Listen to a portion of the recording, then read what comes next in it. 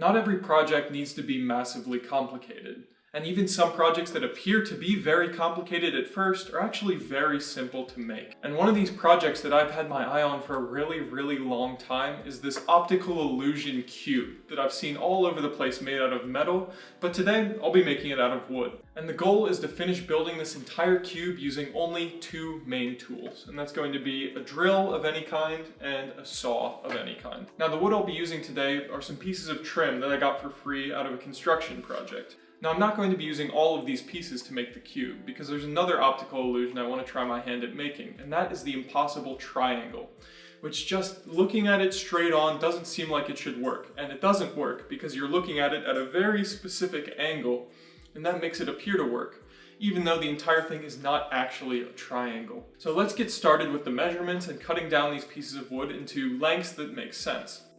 The idea here was to measure and cut 18 total pieces, 12 long identical ones and 6 shorter ones with 3 of each kind.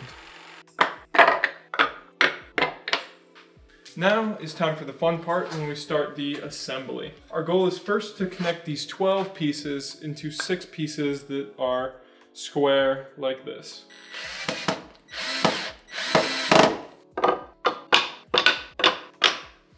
After I had all the pieces ready to go, it was a simple process of lining up all of the edges and assembling.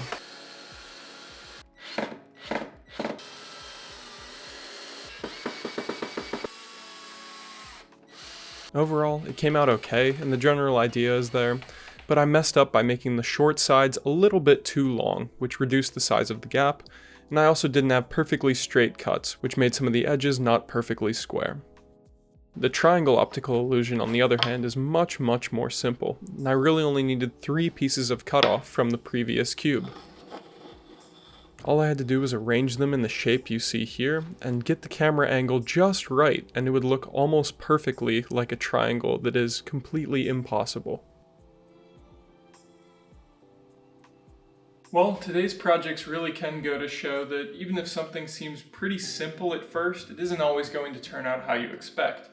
And for me, I'm going to blame that on not making the best possible cuts in this piece of wood. If I'd used something like a table saw or a chop saw where I can get perfectly straight lines, these cuts would have come out much better and this would have looked much cleaner.